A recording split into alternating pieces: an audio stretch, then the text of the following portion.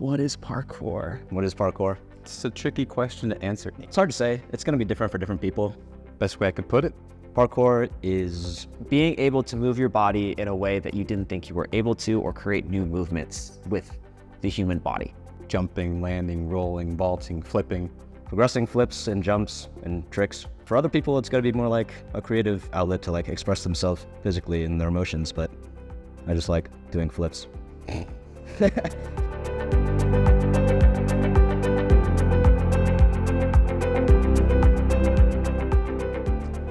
I'm Nick Zaleski. I am the owner and one of the coaches here at the Superhuman Academy parkour facility here in Boulder, Colorado. My name's Evan. I work here at Superhuman Academy. Been working here for about 4 years. My name is Jaden. I'm a parkour athlete. I go to CU Boulder as a student and I'm working here. I didn't want to open a gym actually, but a long time ago, got really into parkour, started training, and eventually people would come up to us, what are you working on? Oh, parkour? Wow, that's cool. Can I work on that with you guys? And so we'd slowly take people on and teach them what we're working on. Eventually we had a big enough following where we felt like establishing a space, a safer place to actually practice. We got in trouble quite a bit on campus. It didn't look safe. Security didn't like what we were doing. And back then there was really no understanding of what we were doing. It just looked reckless, even though we were being safe. Long story short, it's always just kind of been this slow organic growth. Like, what's needed right now? What can I provide, right? So coaching, okay, let's establish a place to coach safely. And then it became, okay, let's formalize this curriculum. Okay, let's put together a legit business because we need to make this legally somewhat secure. Insurance. So just kind of naturally, we slowly started making it more and more professional. And then people started asking about, do you want to have a gym? And I was like, no, it sounds like it's not my thing. No, I want to be a physical therapist. That's my goal, is to work with people. But yeah, eventually a gym sounded like an awesome idea. So I don't know. It's tough to say kind of how I got here, but it's just been this nice, slow, steady growth. I've been doing parkour for, I think 8 years? 8? Honestly, lose count. I mean, once you start, that's it. So they got you. I've been doing parkour for so long now that just like, it's kind of what I think about all day. And like, how can I progress myself and my movement? So for me, it's just kind of like an outlet to challenge myself.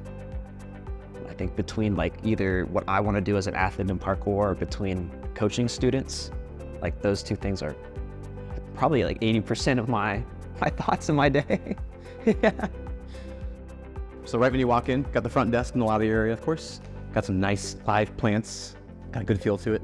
But yeah, once you pass that area, you've got some bars straight ahead. And to your left is the entire parkour area. So we got a lot of harder obstacles, right? We got solid wood, hard rubber floors, bars.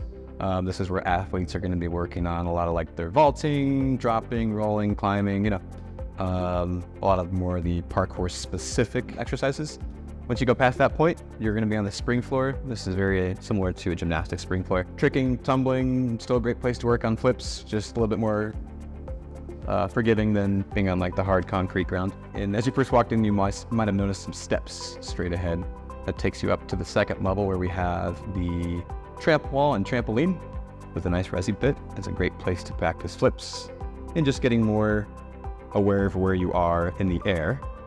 And then we've got the foam pit, and that's a great first place to start. There's also a bar above the foam pit too. Practicing over the foam pit's a great place to start before you come downstairs to the parkour area. I mean, I've definitely had my fair share of injuries. In 2 cases, I've needed actual surgery, which is never fun. I had a knee surgery, and during that time, I pretty much gave up during that time, honestly. I just kind of found a bunch of other outlets. I was like, okay, I'm just gonna do this, even though I don't enjoy it as much, because, getting a knee surgery where you're chilling for 9 months, during that time you're like, okay, I'm not that hopeful. And then towards the end of that recovery process, I kind of learned the lesson, there's usually a light at the end of the tunnel. And so I got back into training. I was like, you know what? I should not be giving up any time I get an injury, or really any time I hit a road bump in any aspect of my life.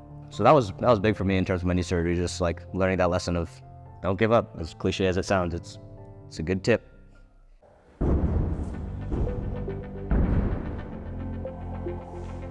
want to say it's a couple different risks. One, there's like this career risk. Like if I put all my eggs in one basket and say, all right, parkour is going to be it, and I'm not continuing my education elsewhere, I'm not starting up and developing a career in, let's say, some field of work, more time away from that means I'm isolating myself toward this path. So that's a bit of a risk, right? Also financially too, thinking like, all right, I'm signing a lease on a warehouse. That's 5 years.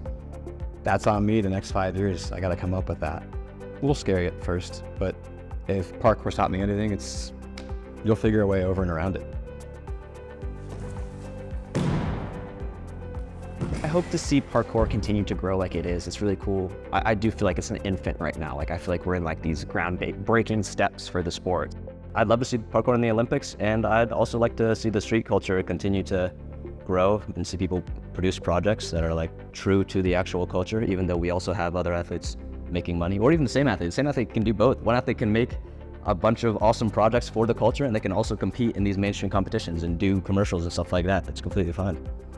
I'm hoping that like as we kind of continue here, like, yeah, parkour is moving into the Olympics, or yeah, parkour is kind of gaining popularity within this group of people. I feel like that's a big enough question. I'm like, I don't feel like I want to define it. I'm excited to see all the people who are defining it choose and see where that goes.